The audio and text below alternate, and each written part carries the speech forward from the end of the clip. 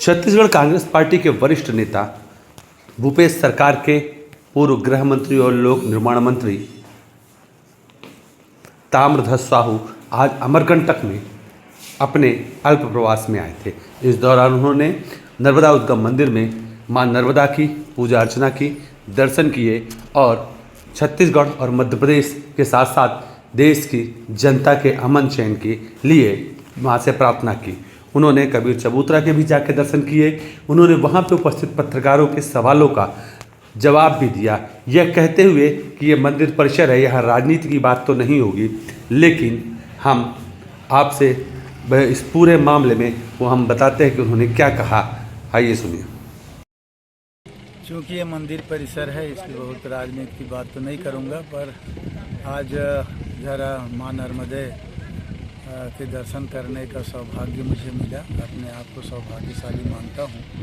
आया नज़दीक, कबीर चबूतरा भी गए, दर्शन किए, यहाँ आकर के मंदिर में प्रणाम किए, पूजा अर्चना किए, माता नर्मदा के उद्गम स्थल का भी दर्शन किए और मंदिर में पूजा अर्चना किए। जहाँ तक राजनीति का प्रश्न है, कांग्रेस सैद्धांतिक राजनीति करती है, जनता के समर्पित होकर राजनीति करती है, इसलिए हल्के स्तर की राजनीति कांग्रेस नहीं हो पाता।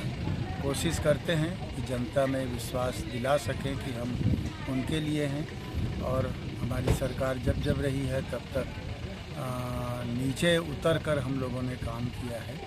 आने वाले समय में भी हमारी पूरी कोशिश होगी, चाहे वो मध्य प्रदेश हो चाहे छत्तीसगढ़ हो, जनता के हितों को ध्यान में रखकर प्रदेश के विकास के लिए काम करेंगे।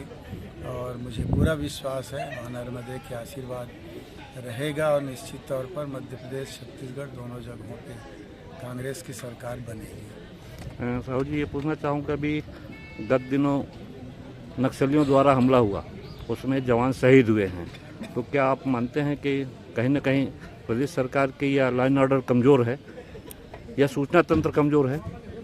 जो जवान शहीद हुए, बहुत दुखद प्रसंग है। हमारे छत्तीसगढ़ में लगातार इस प्रकार की कुछ घटनाएं हुई हैं और जवानों का शहीद होना बहुत दुखद है। उनके परिवार को ईश्वर करे दुख सहने की क्षमता दे। उन वीर शहीदों को नमन करता हूं।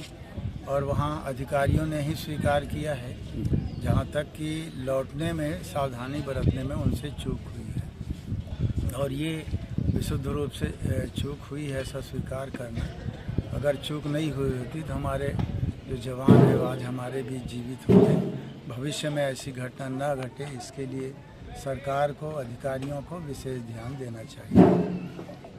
संसद में गृह मंत्री द्वारा, अमित शाह जी द्वारा अम्बेडकर के बारे में जो टिप्पणी की गई, व्यंग्यात्मक टिप्पणी गई, उस बारे में आप क्या कहना चाहिए? उसके विषय में हम लोगों ने स्पष्ट कहा है कि जितनी बेइज्जती, जितना अपमानजनक टिप्पणी केंद्रीय गृह मंत्री अमित शाह जी ने किया है वो उचित नहीं है। सदन के अंदर बोलना क्या, अम्बेडकर अम्बेडकर अम्बेडकर अम्बेडकर बोलते हैं। इतना नाम अगर भगवान का लेते तो स्वर्ग में रहते, ये उनका कहना था जी। तो इस ढंग से अम्बेडकर के नाम को ही गिराते हुए बोलना जी अपने आप में अपमानजनक है। जिन्होंने संविधान बनाया, जिसके संविधान पर चलकर हमारा देश जहाँ सुई नहीं बनता था वहाँ अणुबम परमाणु बम बना रहा है, इसरो जैसी संस्था खड़ी की है, विश्व में जिसका नाम है, उसी संविधान के बल पर वो गृह मंत्री है, नरेंद्र मोदी जी प्रधानमंत्री है, उसी संविधान के निर्माता का इस तरह अपमान करना किसी भी मामले में उचित नहीं कहा जा सकता।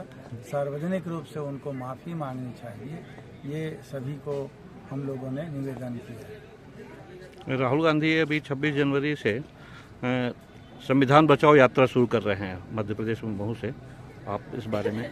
स्वागत योग्य है। राहुल जी बहुत सोच विचार करके निर्णय लेते हैं, चाहे न्याय यात्रा हो चाहे भारत जोड़ो यात्रा हो।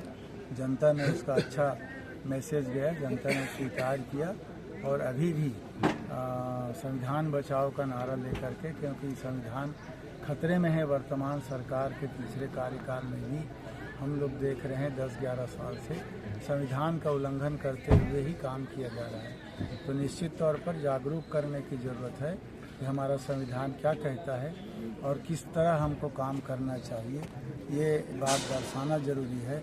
हमारा धार्मिक क्षेत्र में, अध्यात्म के क्षेत्र में संस्कृति के क्षेत्र में, विकास के क्षेत्र में, सामाजिक क्षेत्र में, आर्थिक क्षेत्र में, सभी क्षेत्रों के लिए संविधान में प्रावधान है और उसके तहत हम सब काम करें ताकि भारतवर्ष की जनता खुशहाल रहे और विश्व में भारतवर्ष का फिर से नाम रोशन हो। नर्मदा जी से आज मांगा आपने, कामना नर्मदा की। जी से प्रणाम करके मैंने मानव जीवन के कल्याण की बात कही।